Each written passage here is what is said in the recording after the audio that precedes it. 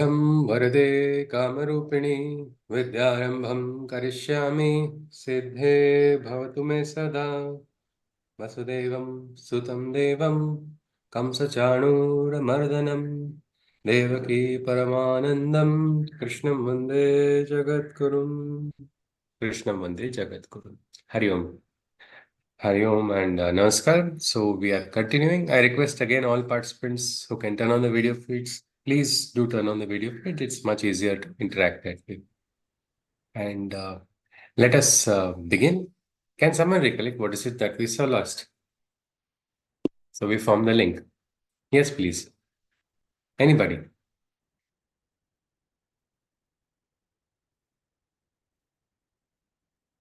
What is it that we saw last?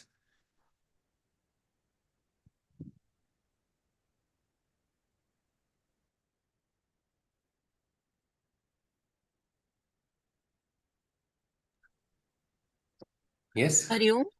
Hari Om. Yes, Dr. Tanviji. Yeah. So in the last chapter, we saw that Krishna told Arjuna that soul is something which is eternal and indestructible, and body is temporary. Hmm. It will go through it will go through young age, youth, Youth. old age, and finally death is inevitable for everybody who is born. Yeah. All the joys, sorrows, all the sensations are just fleeting and they eventually will pass. So he asked him to endure it till it passes. And he also he said that the one who is equanimous, means who is steadfast and who is poised, balanced in both sorrows as well as happiness. Hmm. This is the ideal state to be in, and such a person attains liberation. Yes. So he's worthy of getting what we say, Somratatva. Mm, Somratatva. yeah. He is worthy if he can remain balanced, even in the good moments. In the happy Yes. moments, we get happy, but we should not be so excited that we lose the happiness. We should be able to, experience the rasa of the happy moment also without getting carried away or just wasting that. Many times, that is what happens. I remember the very earlier sessions I used to take in the start, electricity is gone. I was like, oh no. And once Guru was there near me only, and I remember his words, don't rejoice.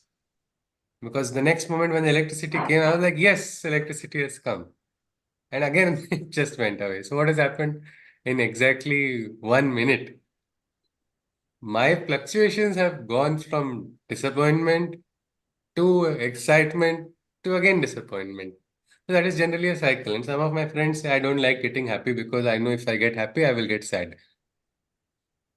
Because they have observed like a sine wave which is always happening, alternating from happiness and sorrow. But I don't think we should be afraid of being unhappy while being happy when a happy moment comes to us. That oh, this moment will go away. Instead, if we can take it with a balance, if we can take it with a right attitude, we will be able to not only contain our happiness, the shocks of unhappiness will not break us.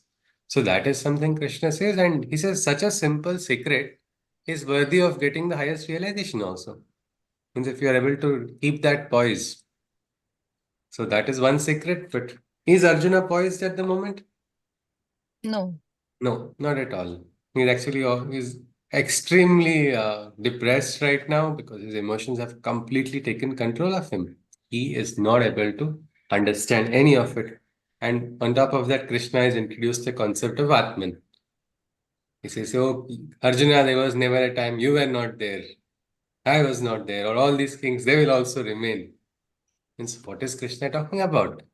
We do not know if Arjuna is related to it, though Krishna has given attributes of the Atman. He has said, Nainam chindati shastrani, Nainam dahati pavakaha. Means no weapon can cut, no wind can dry, no inferno can incinerate. That is the Atman. It is something which cannot be destroyed. The body goes through these cycles. And then suddenly Krishna even says, it's all right, even if you don't believe in this Atman. He says, no, I don't believe in law of conservation of energy. Someone says, can we say that? We can say that because we have a mouth and we have the liberty to have an opinion. But even he says, even if you don't believe that there is a spirit, you feel everything perishes. YOLO, you only live once. All right, that concept you are believing, it's okay. Still, Arjuna, it's not right for you to start crying or start weeping at this particular moment where the Yuddha is taking place. The Kshatriya's duty is to participate in war. That is something he has forgotten. He goes on further. He says that if you think even like atha chainam nitya jatam nityam va manyase mrutam tatha pi tvam mahabaho naivam shochitum arhasi. It's not required. You don't have to cry, he says. If you think the self is subject to birth, or if you think it is subject to death, either way, O mighty armed warrior, it is not right to grieve in this manner. Whether or not the spirit is there, still there is a desha, there is a kala, there is a paristhiti for each and everything. There's a time. Like a student realizes friends call the child to play. No, I have an exam. This is not the time for me to play. So that is the Viveka. So even if you don't believe in the Atman, you have to have your Viveka and exercise it. Arjuna has fought battles before, isn't it? Has he faced somebody's death? Of course he has. So many battles. Battle is about death only. So he says, even if you don't believe in the spirit, now is not the time. He goes on. Jatasya hi dhruvo mrityur. The 27th shloka we continue. Jatasya hi dhruvo mrityur. Dhruvam janma mritasya cha. Tasmad api. Tasmad pariharyerthe. Natvam shochitum arhasi. For he who has taken birth, death is certain. And for he who has died, birth is certain. Death or birth is but an inevitable situation. It is not proper to bemoan on any occasion. So somebody who is born is going to die sometime or the other.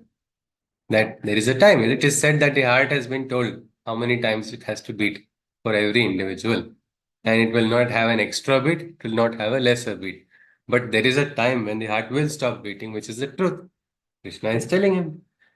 Death or birth, somebody who has died is going to experience birth. There is something which Krishna is introducing a concept of punarjanma.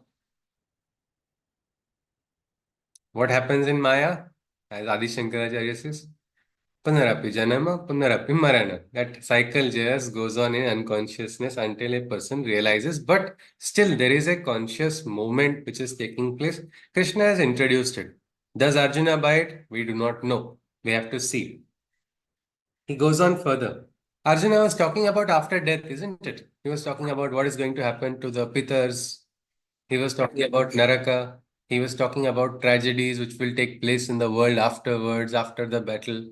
All these things he was claiming to know, and Krishna is just going to puncture that bubble right now. He says, Avyakta dini bhutani, vyakta madhyani bharata, avyakta nidhananyeva, tatra ka paridevana.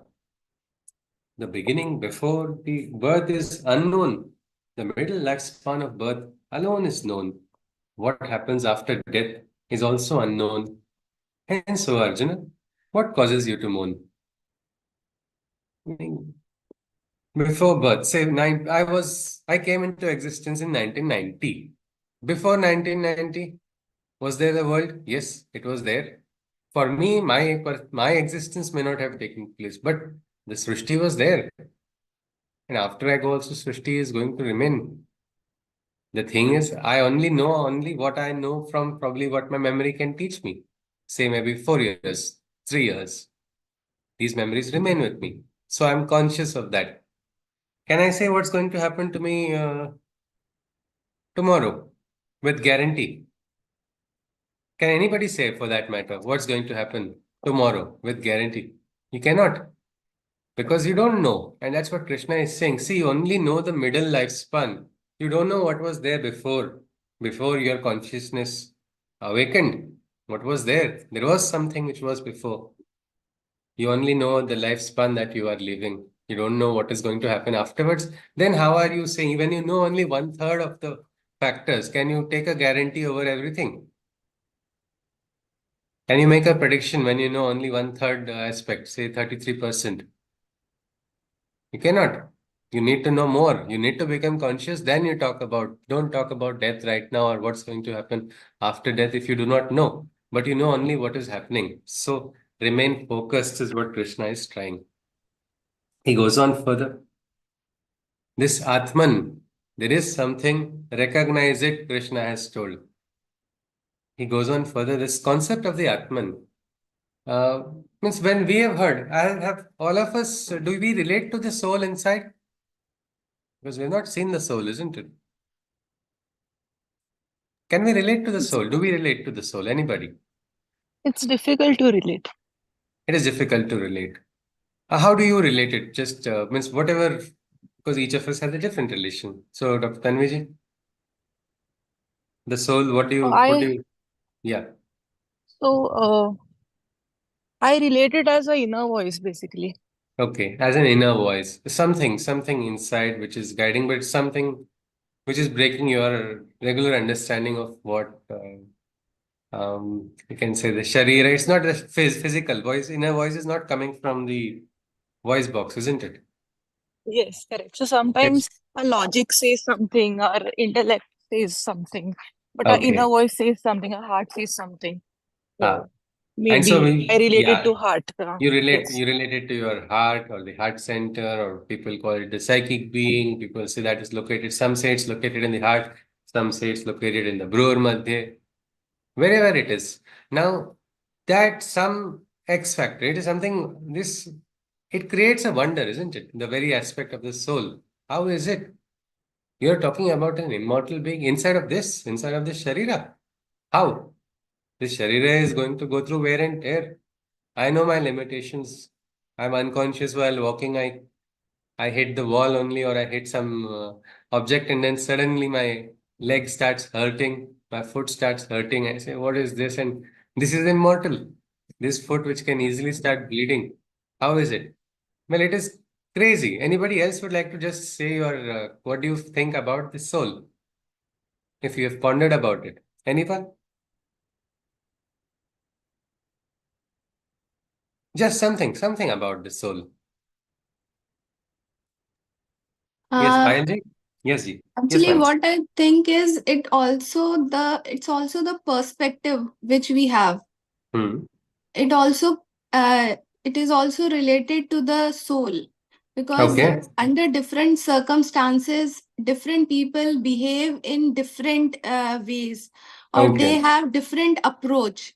Hmm. So means because what you are feeling, Hmm. it is different. So for me, it is like कि the way I approach will always be different from the approach of another person. Okay. So So this is that soul is something just driving, you believe it is driving an individual. yes, This it is giving me the perspective I have towards any situation or another person or something like it that. is driving you in your life somewhere. Yes, yeah. Okay. Because yes, all right. Fine, Payal ji. Chaitanya ji. Yes, ji. Yeah, just like Piley said, it is driving, and also sometimes it has ability to overpower your even mind, because Hmm. it has been some experience where you are very disturbed, you are not feeling well, and you just go to some temple or some place, and suddenly your mind becomes calm. You just start feeling better, and I think it has some connect from within to Okay. the outside, which actually Okay. overpowers the all other things that we have with our body. Okay. So yes, it's probably beyond the senses, but it is connected somewhere and it is inside of us, and it sometimes comes to the front, but it is something, as Chaitanya ji says, for him, it, you say for a temple, he feels it suddenly, or some other place. It's something which is overwhelming, but it is something which comes to the fore from behind or from inside. Yes, Dr. Atulji. Yes, sir. It is a metaphysical concept Hmm. and consciousness, inner consciousness, Okay. which is a part of higher consciousness. I mean, Okay. it's not something standalone. It's a Okay. part of higher consciousness, but we are connected to a higher consciousness. G. I think what I think is All right. Yes, Dr. Atulji says it is something metaphysical. It is something which is supreme, which is part of us also. It is not something which can be considered standalone. I had a very interesting conversation with a senior neurologist who is very close to his retirement. He said, I've seen so many patients die.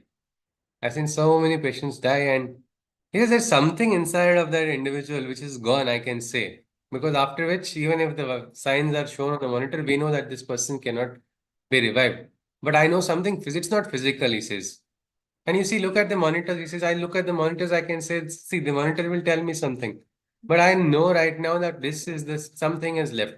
But physically, nothing has left that individual. What is it? I don't understand. Well, this is a very crazy, or what we can call it, I can call it crazy. Dr. Atulji called it metaphysical. Payalji called it her perspective. Tanviji called it her heart. Chaitanya says it in a moment where that suddenly the soul overpowers. I think sometimes it happens in life also. We don't know from where we got the strength to face a situation. Suddenly, means suddenly the most coward person also suddenly becomes like the share. The mouse becomes lion because something happened, and it is not something he has done extra, gone to the gym and the person has suddenly bulked up and become powerful. No, something has come and it is suddenly awakened inside of a person. Well, this is exactly what the Atman is. But as Payalji said, everybody relates differently. And Krishna is saying the same thing in the next shloka. He says, Ascharyavat pashyati kashchidenam आश्चर्यवत् वदति तथैव चान्यः आश्चर्यवच्चैन न मन्यः शृणोति श्रुत्वाप्येनं वेद न चैव कश्चित्. Krishna says, some people see the self as surreal. Means they understand. They say, ah, yes, there is the Atman. It's there. I know it. And it is surreal. It is beautiful. It is surprising. It is, we can say, metaphysical, whatever name we want to call it. So this is a perception. Some people are able to perceive from what? From their own life experience, from their own understanding, they're able to gather that perspective. But while some call it surreal and acknowledge, I cannot describe it. I cannot describe it, but I use my tarka to say, yes, this is there. I have not been able to experience it maybe, but I can state that yes, the Atman is, like the statements, God is, full stop. How, what, when, no, I don't have proof. But it is. Some others hear about it, hear about the self as surreal. Means some people hear it from Shrunoti. Shruti or hearing is, that is why it is considered so important. Because when you through hearing you are going to receive some wisdom. Is it just the hearing by the ears, or it is something perception from a higher consciousness? The yogis in the Vedas, they were able to, just 1 second. Ji.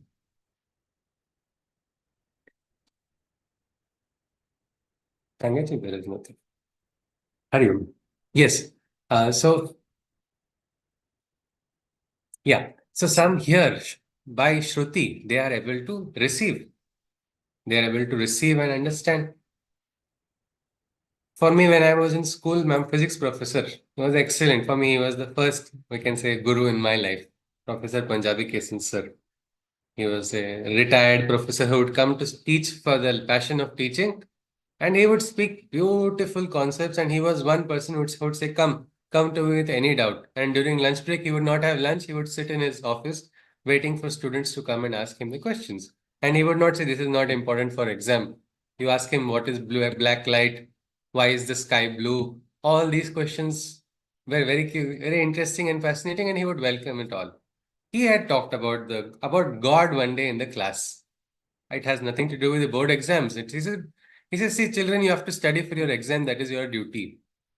So study. It's okay if you're not able to pray. And I'm telling you, I have to talk about it because I understand what I believe I want to share. Till the day science disproves the existence, till that day I will not stop believing. And in my understanding, if you connect in one moment, that is enough for you. Don't feel bad that you have not done this duty, that duty towards God. You are doing your duty as you are doing work. That was his wonderful statement. And for me, that was like a pramana. Pramana is what? An evidence from a verifiable source or a source which is considered worthy. Gita is called Pramana Shastra because for some people, it's okay, I may not experience the God's consciousness. But for me, I hold Krishna as Pramana. He says this, so it is like this. So that the faith or the Shraddha in the Shruti also works. My mother tells me she is my mom. Excellent.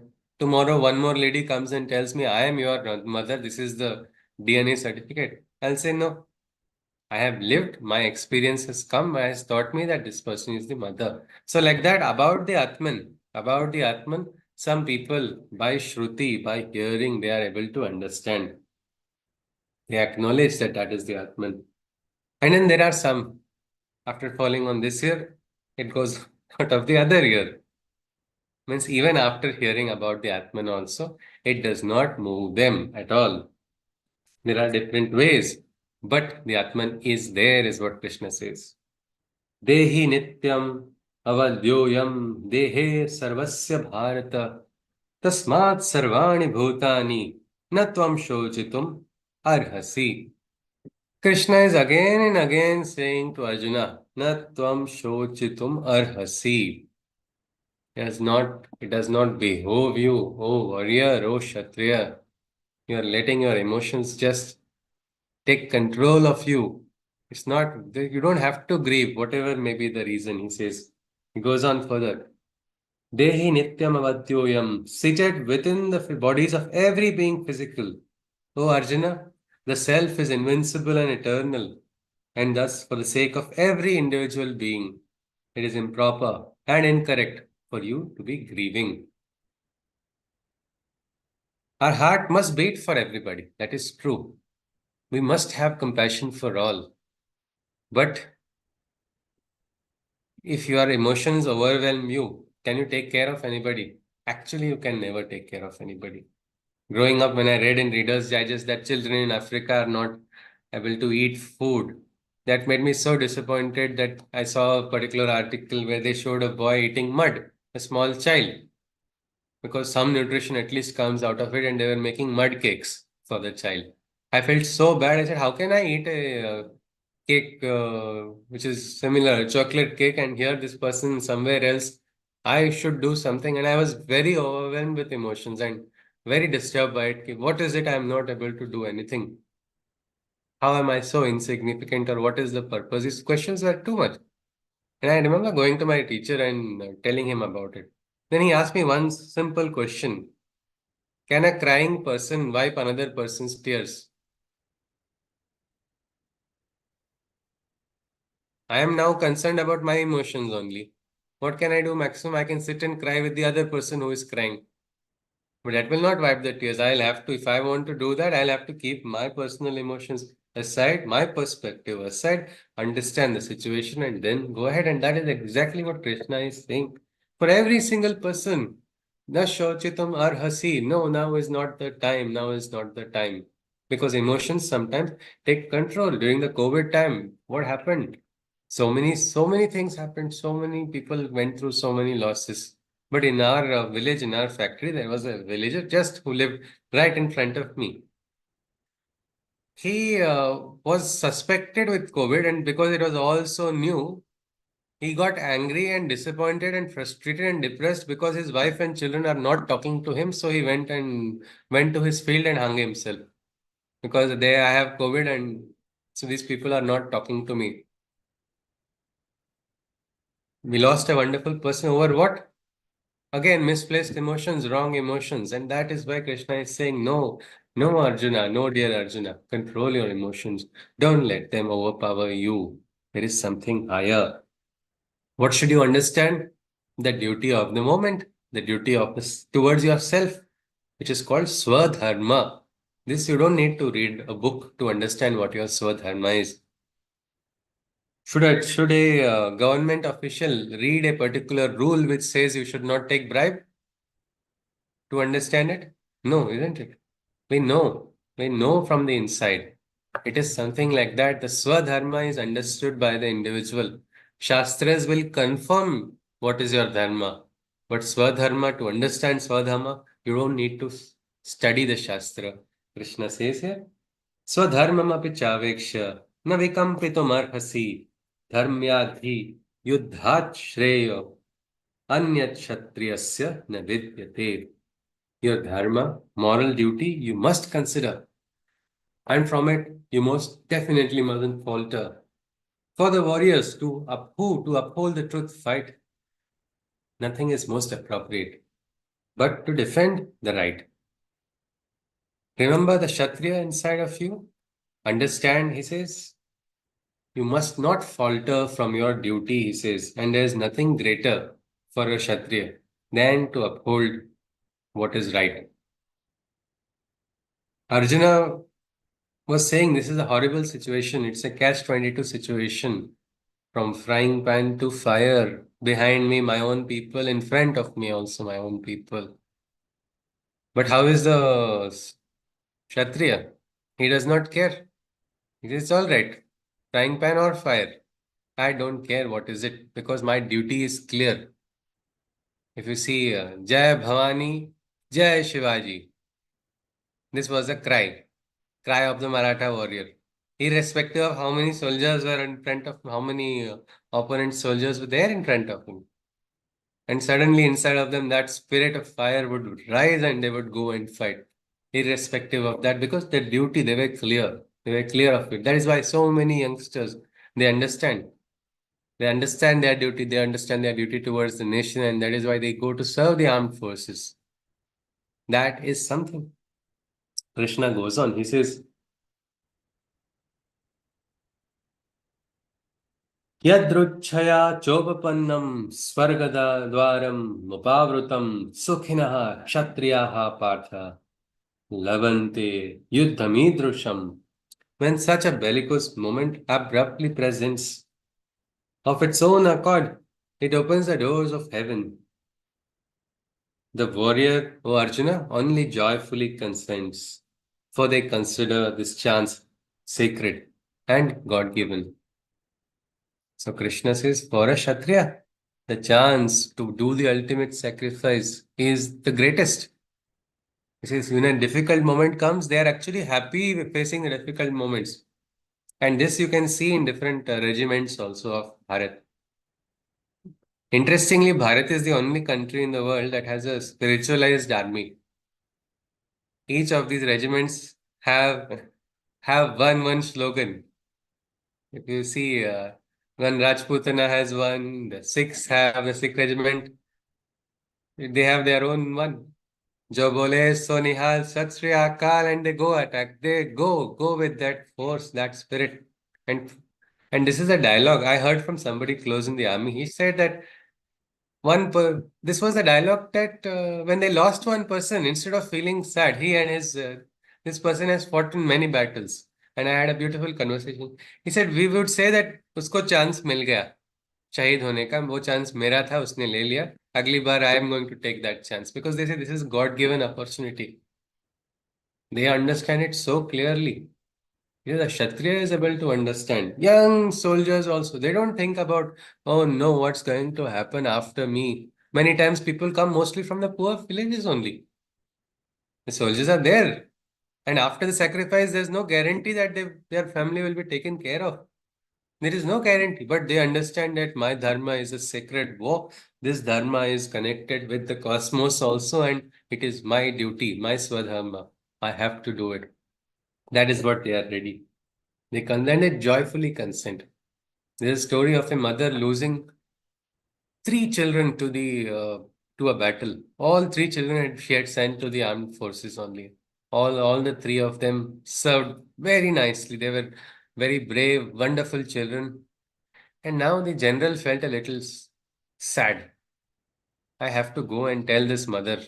That I have to meet her personally because I know she has lost her third child. She must be absolutely devastated. So, as my duty, I have to go and I will speak to her. And he thought I will teach her also how to be like. You should not cry also because these people, see how brave they were. I have seen how they were. So, this general goes and tells the mother. He tells her, Mother, I see you are sad and I can see your face. You should be proud. You're a brave mother. You should not feel sad about this. Your children have done the ultimate sacrifice. She gets angry at the general. She says, I am sad, yes. I'm not sad because of this. I'm sad I don't have a fourth child to offer for the country. Here, this is a Kshatriya. Greater Kshatriya than the general. Because she understood the spirit of what is the sacrifice. And Arjuna right now has lost that spirit only. And Krishna is trying his best.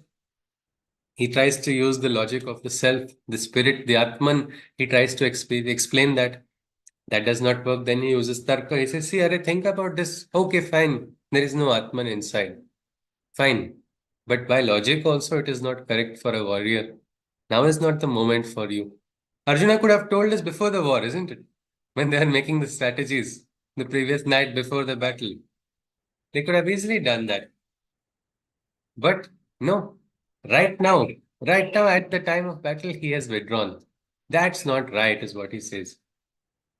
Next comes the next shloka, the 33rd one. अथ चैत्वम् इमं धर्म्यं संग्रामं न करिष्यसि ततः स्वधर्मं कीर्तिं च हित्वा पापं मवाप्स्यसि. If you remember, Arjuna was saying, if I lay down my weapons and got killed by the Kauravas, I would still retain some kirti, some glory. People would talk good about me, is what he was saying. So Arjuna was suddenly thinking about his own personal glory at that time. And Krishna is now deflating that very logic only. He says, but if you in this battle for justice, because it was Dharma Yuddha, isn't it? It was for righteousness that they are fighting. And once you're clear what is right, then you have to hold on to what is right only. There is a beautiful Sanskrit phrase, Dharmo Rakshati Rakshitaha. The one who protects the Dharma is protected by Dharma also. This is the principle the soldiers also fight. Because they know, today I may go, but I will uphold the Dharma, and so people will still be able to be free. The freedom that we so easily enjoy is because of the sacrifice of so many else. They are conscious of it. Probably we are not. Of what all the sacrifices that are done for us to continue. So he says, but if you in this battle for justice do not participate, and from your duties you barely deviate, you will gain no fame for the sin of inaction, but instead bear the consequences of abstention. Because Arjuna was making a list of sins, isn't it? Kulakshaya, Varna Sankaraha, Mitra Droha, Guru Hatya. Suddenly it looked like Shastri is only sitting here in the battlefield and saying this will happen, that will happen, all of it. Well, if you are talking about sin, he says there is a sin of inaction also. When something wrong is happening in your society, you say, it's not happening in my room, it's in the next apartment. Can you absolve yourself from it? Because injustice is injustice, isn't it? And the spirit of injustice also spreads. It is like an infection only. If you allow it to happen, it will come back to you. It will come back to you. That is karma only. Karma bandhanas will bind you. So not doing what is right is also wrong. You cannot escape. Sin of inaction is also like you have now abstained from doing what is right. That puts you on the wrong only, Arjuna. Don't think of, if you are thinking of fame, you will get no fame. And he goes on further. अकीर्तिं चापि भूतानि कथयिष्यन्ति ते व्ययाम् संभावितस्य चाकीर्तिर् मरणात् अतिरिच्यते. And also, all the people shall speak for eternity of this ill action, harboring only disrespect. Even those who by their deeds, for those who by their deeds have earned respect, even death is more glorious than notoriety. Arjuna, you are thinking about Kirti? What Kirti will come? You will be remembered as Arjuna the coward.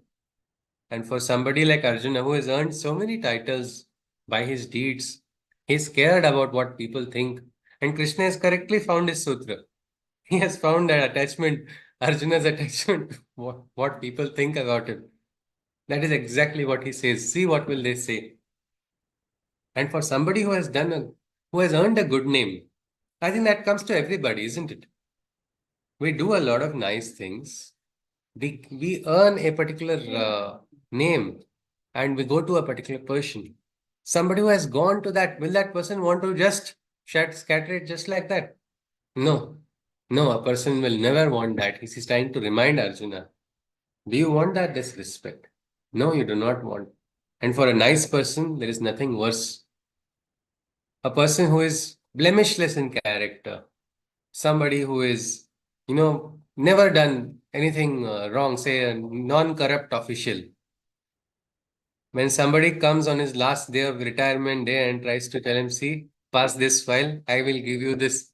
This person gets angry. How dare you ask that? I do not want the stench of corruption to come anywhere near me. I do not want to spoil my name. That's what he's trying to remind Arjun.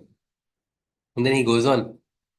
भयद्रणा दुपरतं मन्स्यन्ते त्वां महारथः येषां च त्वं बहुमतो भूत्वा यास्यसि लाघवम्.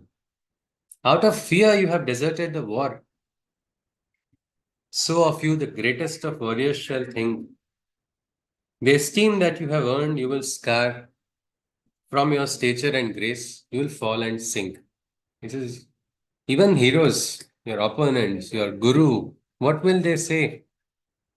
What will happen to that esteem that you have earned? You have to live up to it. You have to live up to it. You can't just by a whim. Many times that happens, isn't it?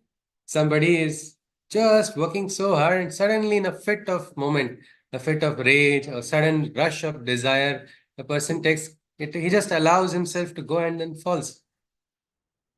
I had a particular hero whom I looked up when I was in school in my early days of college also. A double amputee who was starting to run with the same speed of the runners who are healthy with both legs using prosthetic limbs. I found him to be a hero. I was like, wow, what a great person. And suddenly he came in the news for shooting his girlfriend in a fit of rage. He was getting ready to compete on par with the regular athletes. That was his training and everything. But see what has happened. Now he's fallen. He's fallen. All his, what we can say, esteem, everything is lost. And Krishna is reminding Arjuna about it. And for somebody like Arjuna, he's got Dhananjaya, Gudakesha, Parantapa, so many such names. Mahabaho means the one with powerful shoulders. Imagine how he is right now with drooping shoulders. That doesn't even connect with his name. So that is exactly what Krishna is trying to tell him. He goes on further. Avachya vadansha bahun vadishyanti tavahitaha nindantastava samarthyam tatho dukkha tarunnukim.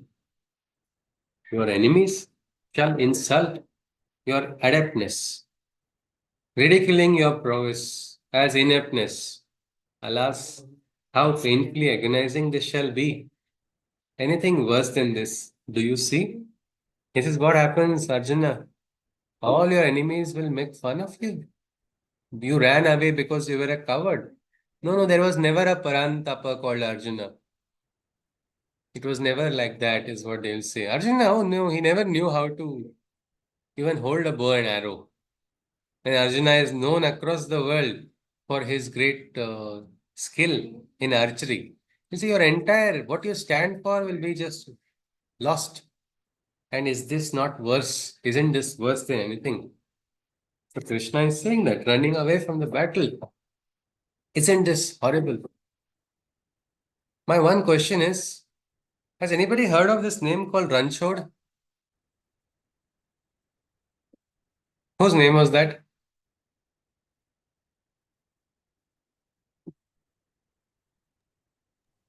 Krishna's name. Yes, Aradhiji and Poonamji is saying Krishna's name. So same Krishna, he knows when to run away from the battle also. He is not attached to his name and fame. But right now Arjuna is emotional. He is emotional, his attachment towards Kirti. He is caring about personal Kirti. And so he is choosing to personally withdraw. So it is like a language which you speak, which like when in Rome, do as the Romans do. It is something like that. Right now, Arjuna is emotional. Let him understand according to his emotions. First, he talks about dharma. First, he establishes dharma. When you understand it, then understand that which is even beyond. So, right now, Krishna, though himself was called Ranchod, here he is telling Arjuna, imagine what will happen. Krishna didn't have an attachment. He did not have an attachment to his name also or Kirti also. But right now, he is trying to make Arjuna understand. This happens even in the armies generally when the people are when they are young. Some of the great generals they have full understanding. They don't need to have that. Oh no, if you leave this army, you will be prosecuted. But there is a cause of prosecution also, isn't it? When you run away. And most of the time, people are actually they may not under. One is when those they have understood their dharma, they are very clear. But some when they are not understanding their dharma, they have to worry about two things. What will I answer God? What will I answer the village that I came from? So for these two reasons, out of a moral duty, at least they uphold their duty. And that is what initially drives the warrior if the mind is not ready. So something like that, Krishna is saying, Arjuna, at least remember your moral duty. Remember your Swadharma. How can you forget that? Think about what all that you aspired for. All of that also will be lost. Then he actually changes that catch-22 situation also. He calls it a win-win situation and not a catch-22 one. Because in the 37th shloka, he says, Hato va prapsase swargam. Just a moment. Hato va prapsase swargam. Jitva va bhokshase mahim. Tasmat uttishta kaunteya yudhaya krutanishchaya. So this is a beautifully loaded shloka. Uttishta kaunteya. Oh son of Kunti, stand up. Krishna is trying to. You are this proud, powerful son. You're a boy who has grown up from Kunti, the great mother. You are her child. Rise up, he says, Uttishta kaunteya.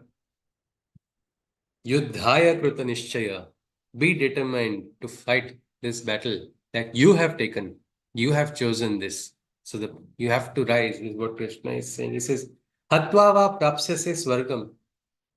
In this mighty battle to uphold the right, either the heaven's door shall open on defeat, or your victory the whole earth shall joyously greet. Success is certain, Arjuna. Rise up and fight. So when you are on the right cause, when you uphold the right cause, Krishna is saying, what's going to happen? Say you are not successful, your life ends upholding the right cause. Well, still the Swarga Dwara will open for you. Or if you are successful, what's going to happen? The victory of Dharma will be celebrated. You will be alive to celebrate the success of upholding the Dharma. The earth, everybody will be joyous. That is what Krishna is telling him. He goes on further. Sukha dukhe same krutva labha labhau jaya jayo tato yudhaya yujyasva naivam papam avapsyasi. He says, in both sorrow or joy, if you hold your poise, in either profit or loss, by not seeking a choice, if you wage this war with this state of mind, certainly, there is no sin that you will incur or find. So Krishna says, if you go into this state of poise, the state of what we can say balance, whether a joy or sorrow, you are upholding your duty in a very, what we can say, dispassionate yet right manner. You are not going to attach to any sin, is what he says. In either profit or loss, without seeking a choice, not getting overly attached. Many times what happens, we get attached to only the favorable results and we miss the bigger picture. Great scientists publish papers because of their bias for getting a good result. And what happens is they make great claims even in the biggest of medical journals. And then they are broken because Satyameva Jayate, isn't it? Truth will ultimately prevail. and then they have to withdraw again. All the name is lost, everything. So what happens is when we are attached, then we forget our dharma. When we are balanced, at all moments, success or failure, joy or sorrow, Krishna says you don't have to worry about papa and punya. You can forget all those fears that you are harboring inside of you. That why? Because that is the way of karma yoga. And now Krishna is introducing the concept of karma yoga to Arjuna. He says, Esha te bheta sankhye buddhir yoge tvimam shrunu buddhya yukto yaya partha karma bandham prahasyasi. Listen to what now I am going to reveal.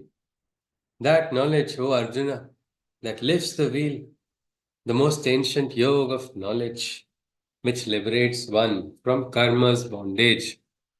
Because there is something called karma bandhana. Each of us, the day we are born, we fall into the flux of karma bandhana. Anybody, what is karma bandhana to you at this moment in life? What karma bandhanas do you have? Or we have Jivan Muktas who are having no karma bandhanas. Anybody, if you can just introspect and share, what do you think is your karma bandhana? Say, I'm taking the varga, for me, I have a karma bandhana, isn't it? I'm doing the karma. My bandhana is what? I have a bandhana of time. So in that time, I have to do my duty correctly. So that is, at this moment, that is my bandhana.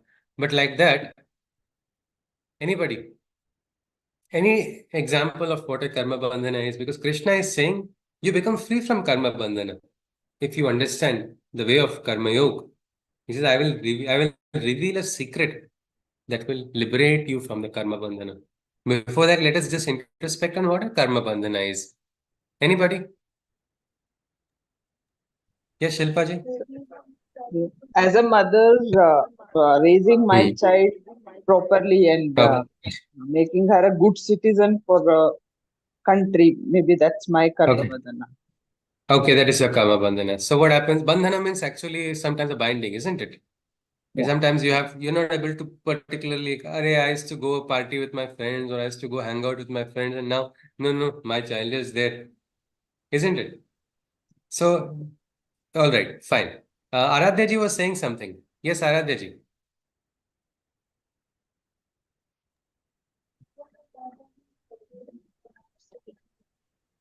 I'm sorry, I couldn't hear you.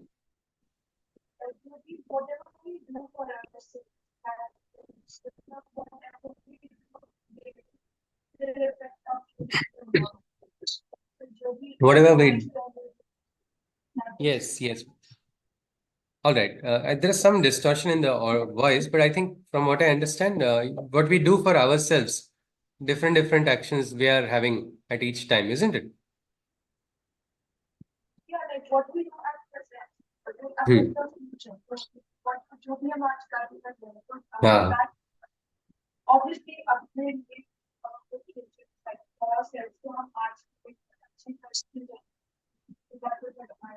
Okay. All right, Aradhya ji. Fine. So yes, Shilpa ji and Aradhya ji has said yes, because this is the flux of karma. When we do something, it is automatically. It's like you go into the water, you will get wet. Like that. You do karma, you will get a karma bandhana. By virtue of the karma, one responsibility you pick up, then you have to fulfill the responsibility. And that has again so many strings attached to it. It leads to different places. But bandhana means what? Freedom is not there, isn't it? Yeah, compulsion, some sort of that you have to do Compulsion. this. Okay, compulsion. So sometimes this compulsion is external, isn't it? And that is no fun. Nobody likes being forced to do anything.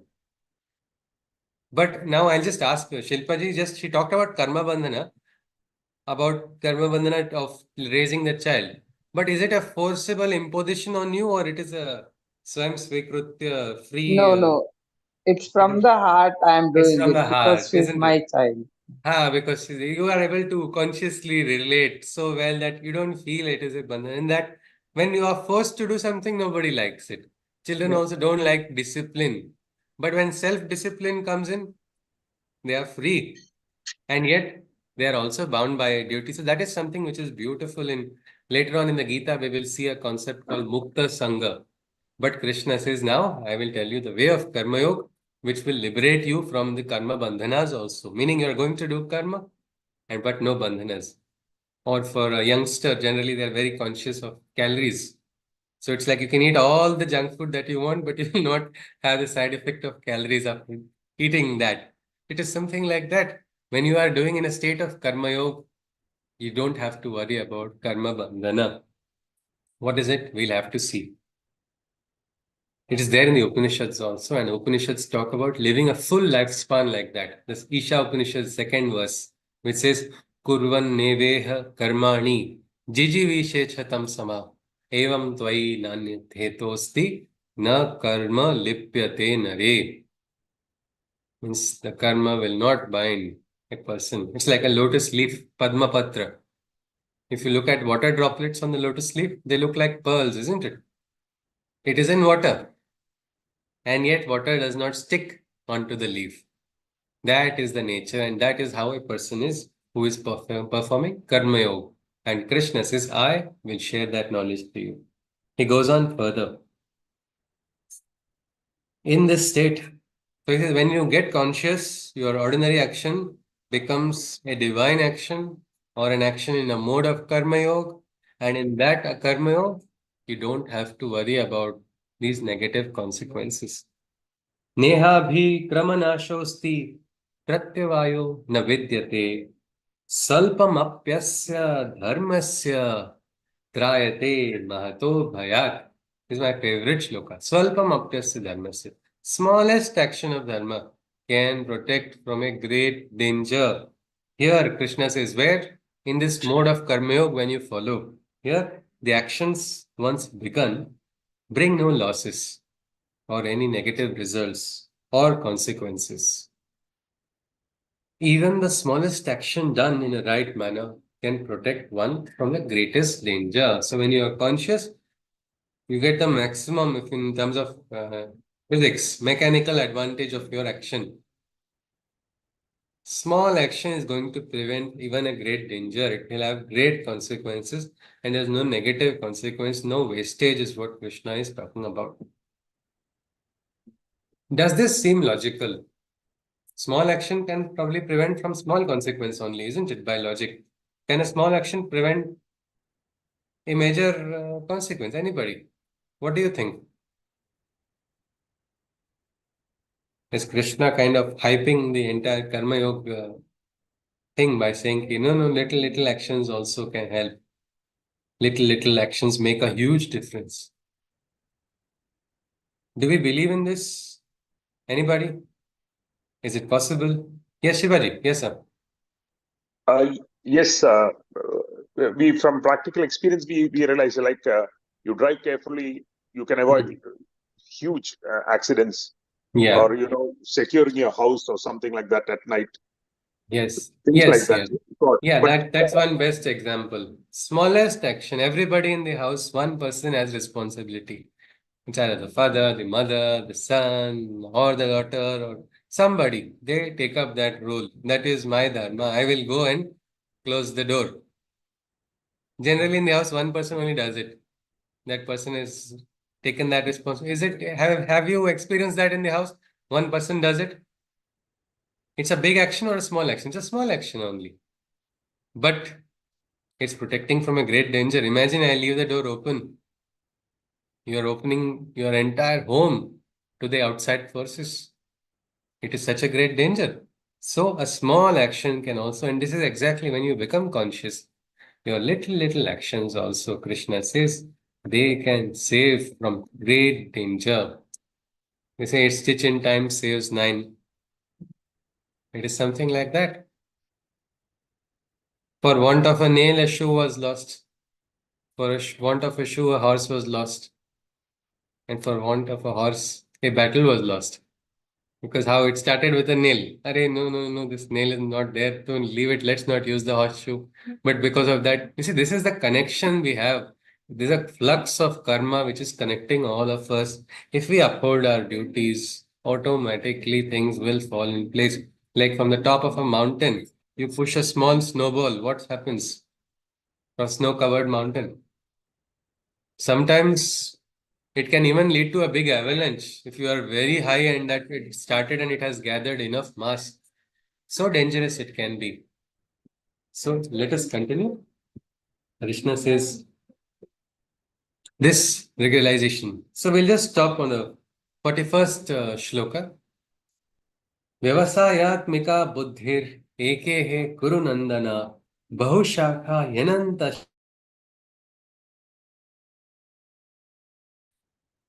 The decisive selfless intelligence, the decisive selfless intelligence, all as one perceives and is unifying, O beloved son of the Kuru clan. But the divisive intelligence of desirers has a wide span that splits like a tree's countless branches and leaves. So Krishna says there are two perspectives, the Vyavasayatmika Buddhi and the Avyavasayatmika Buddhi. Meaning two kind of perspectives are always there in people's lives. One, one is a selfless intelligence, one which sees oneness, which does not create a divide, which does not create a discord. Some people are having that nature on the inside.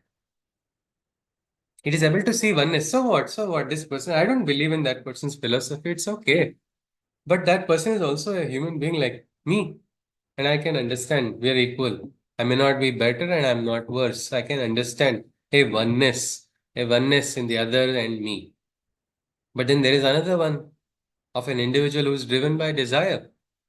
What did the desire say? He says, I am better. I am greater. My desire is making me master. Some people say I am so excellent in desires that I am better than so many people. Others' lives are wasted lives. Mine is better. This division starts, and Krishna says this is actually a dangerous path because it is like a branched tree with so many branches and it has infinite branches because desires keep dividing only. So these are two different perspectives, Krishna says.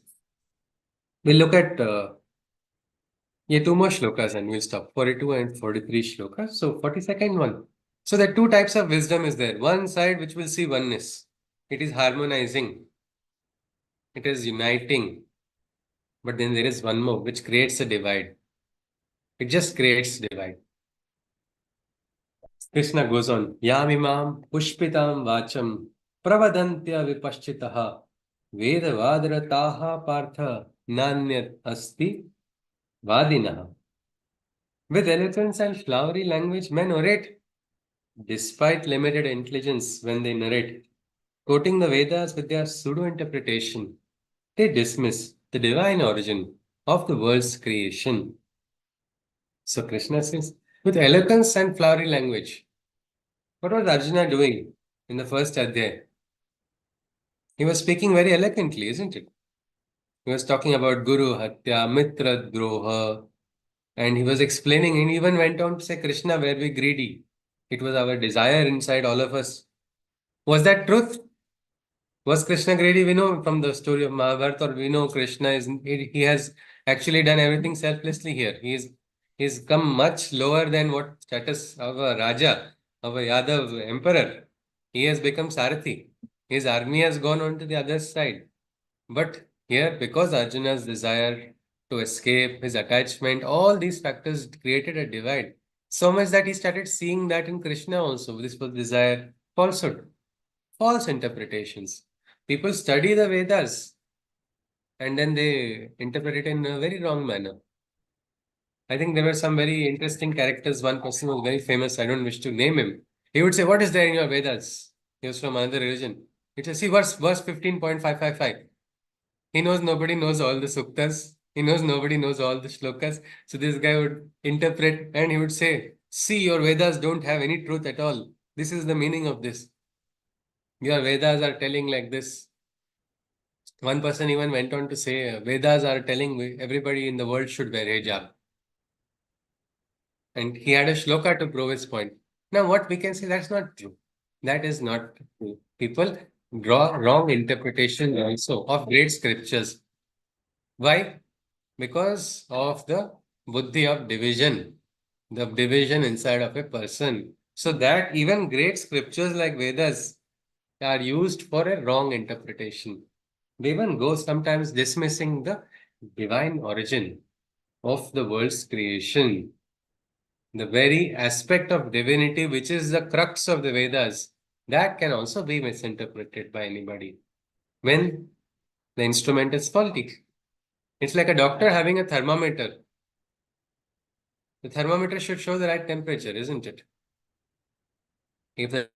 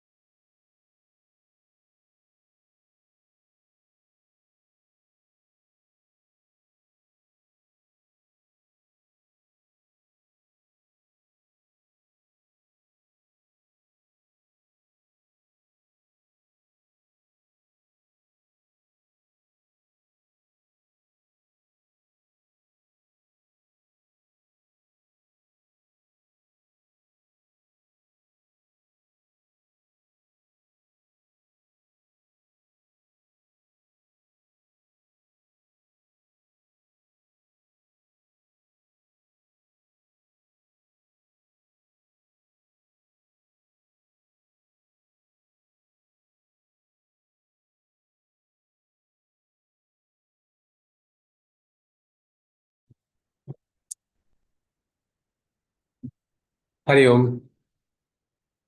Yes, can you hear me? Hari Om. Okay, all right. Yes, So Hari I Om. think yes. We were talking about the bandhanas, and I think I did not keep the Samay bandhana, so Krishna reminded me. So let us look at the last shloka which we were looking at. So they dismiss, using even the Shastras are wrongly interpreted when the buddhi is the buddhi of division, which is driven by desire. Desire drives a divide, and that division is countless. N number of factors you can divide. I am cool, more cooler than the other person. I am more intelligent. I am better than this, or this is the right, this is better. This entire division, I am different from the other person. This is the drive of someone who is running after desire. Everywhere, this person will keep seeing divisions. We will see later, it has a lot of drawbacks as well. But let us continue. Last sloka, 43rd one. We'll look at it. कामात्मानः स्वर्गपरा जन्म कर्म फलप्रदां क्रिया विशेष बहुलां भोगैश्वर्य गतिं प्रति. So desiring deeply the fruits of worldly wealth, lustfully they seek the heavens and good birth. Ritual like their actions further merely one motive, to achieve through every sacrifice a material objective. So desire is there, so they will walk on the path of desire. They will call upon the divine also only for fulfilling their desires. One dialogue was told to me, don't worship Ma Saraswati, worship Ma Lakshmi, because you need wealth right now. Desire, well, what about wisdom? Wisdom will come afterwards. It's not so important at this moment. I don't think there is any difference between Ma Lakshmi and Ma Saraswati. They are all different facets of the one divine mother. But that is something which a person in desires does not understand. And every action, even the heavens, they are seeking through their rituals and actions that I want. Probably, if I do this, I will get a 3 BHK in Swargaloka.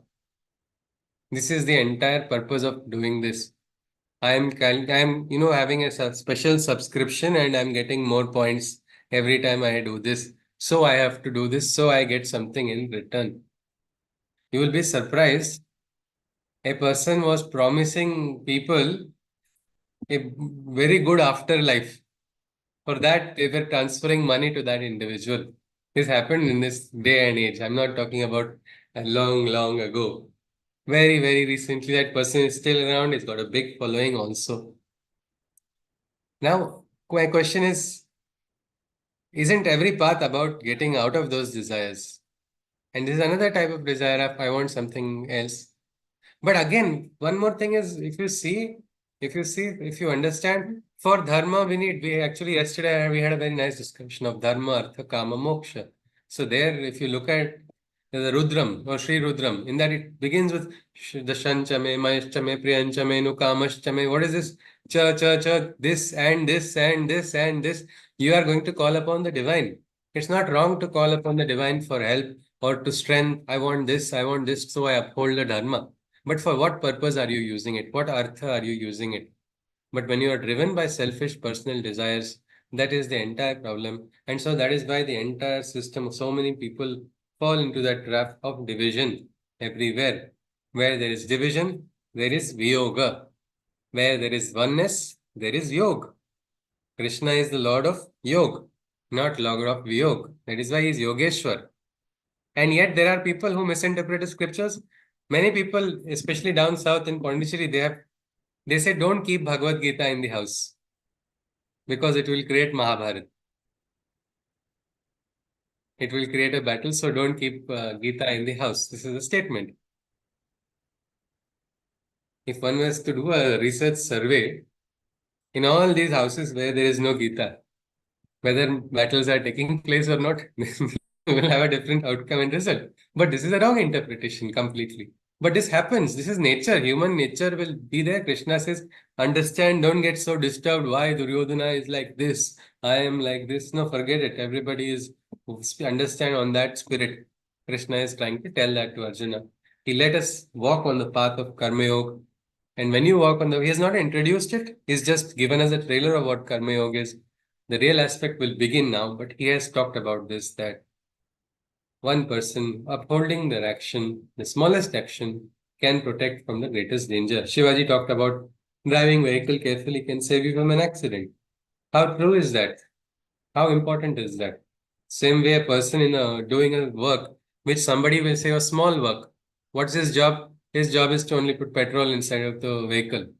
But if he's connected with the higher consciousness, he'll do his right and maybe he might save a few minutes of one more person, which will make a matter of life and death in that person's life.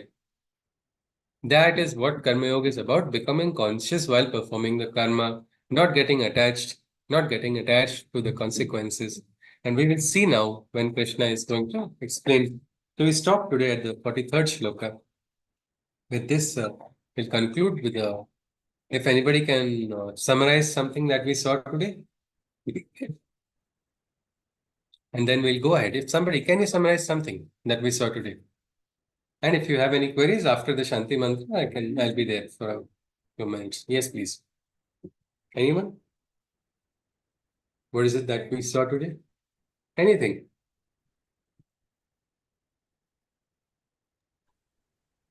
Yeah, Yes, I think Chaitanya ji? so. Shri Krishna started with explaining to Arjuna that everyone who is born is going to die. So there is no point in mourning about it, and there is also no point in being afraid of that and not doing your duty. If you are actually going to run away from your duty, your enemies are only going to make fun of you, and you're not going to get any dignity out of it. As is, uh, and yeah, I mean, Krishna also said that if you do your duty, I mean, even if it may be fighting a war, but if you do it with the right attitude, without getting, without getting into anger or some sort of personal desires. And if you are balanced throughout doing your duty, then you are not going to incur any sin. So that is very important, and it is very easy to run away from the duty. But even in the difficult situations, if you actually stand and perform your duties well, that only can help you open doors for your heaven, rather than running away. You are not going to get any glory if you just drop your weapons and die from one of those arrows. So it's not going to give you any glory. And then he also described about some people who have actually experienced consciousness, and they tell how good it is. Some just acknowledge that it is there, but they have not experienced it. And then some, just because maybe their guru has told him, they take it as a pramana, and they say, yes, it is. Maybe we don't know it, but it is there. So there are different people with this one. Then at the end, Krishna touched upon the karma yoga. He talked about doing your duties without getting stuck in karma bandhanas, and how smallest of actions can have greatest of consequences. So, and also describe two types of perspective where someone identifies everything as one. Oneness in all, and there is also another perspective which creates divide among other people, maybe out of personal to gain something personally, or sometimes they even they are dismissive about the divinity. They don't even recognize there is divine. They just talk about themselves, or they perform some actions just to get some material benefit out of it. And I think Krishna described these two type of perspectives. Yes, that was perfectly summarized. Excellently said. I think couldn't have put it better. Anybody would like to add something to what Chaitanya ji has said, or we can conclude with the Shanti Mantra? I guess it was perfect. So, all right, let us conclude with the Shanti Mantra. If anybody has any queries after that, you are welcome. Hari Om. Sarve bhavantu sukhinah, sarve santu niramaya, सर्वे भद्राणि पश्यन्तु मा कश्चित् दुःखभाग् भवेत् हरि ओम तत्सत् कृष्णं वन्दे जगद्गुरुं हरि ओम जय Shri Krishna so anybody wishes to ask anything or share anything you're welcome or we'll conclude today's session.